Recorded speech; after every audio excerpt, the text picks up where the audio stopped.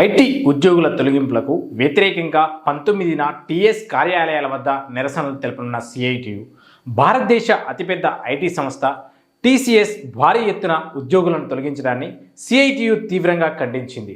నిర్లక్ష్యపూరితమైనటువంటి వినాశనకరమైనటువంటి ఈ తొలగింపులను వెంటనే వెనక్కి తీసుకోవాలని డిమాండ్ చేసింది.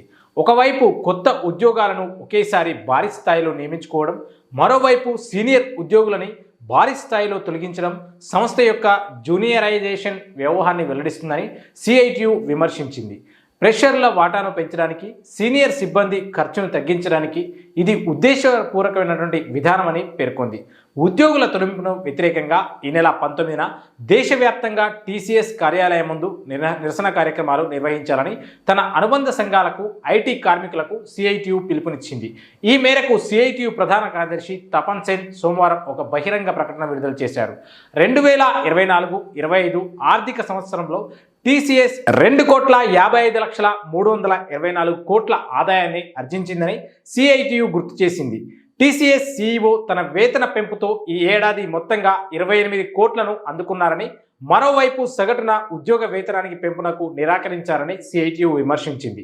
నయా ఉదారవాద పెట్టుబడిదారీ వ్యవస్థకు దురాశగా ఐటీ రంగం ఒక పాఠ్య పుస్తక ఉదాహరణ అని ఆయన సిఐటియు ఒక ప్రకటనలో పేర్కొంది. భారత్లో ఐటీ ఉద్యోగులు తమ దేశీయ, అంతర్జాతీయ యువజనుల భారీ మొత్తంలో మిగులును ఉత్పత్తి చేస్తారని, చాలా వరకు ఇటువంటి కార్మిక హక్కులు లేకుండానే మిగిలిపోతున్నాయని ఆవేదన వ్యక్తం చేసింది.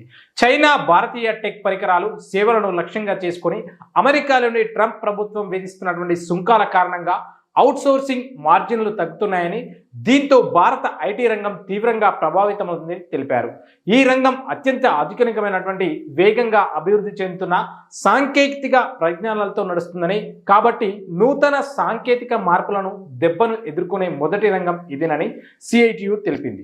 పెరుగుతున్న ఆటోమేషన్, ఆర్టిఫిషియల్ ఇంటెలిజెన్స్ వినియోగం కారణంగా కోడింగ్ వంటి ఉద్యోగాలను తొలగించే ప్రమాదం ఉందని సిఐటియు తెలిపింది. టీసీఎస్ 47,000 కోట్లకు పైగా నగదును, సమానమైనటువంటి నిధులను కలిగి ఉందని, దేశంలో అత్యంత నగదును అధికంగా ఉన్న ప్రైవేట్ కంపెనీలో ఒకటిగా నిలిచిందని సిఐటియు పేర్కొంది. అటువంటి సంస్థ తన ఉద్యోగులను రక్షించడానికి ఆర్థిక వనరులు ఉపయోగించకుండా వారిని తగ్గించుకోవడానికి ఎంచుకున్నటువంటి మార్గం దుర్మార్గమైందని, టీసీఎస్ అసలు ఏజెండా బహిర్గతం చేస్తుందని విమర్శించింది.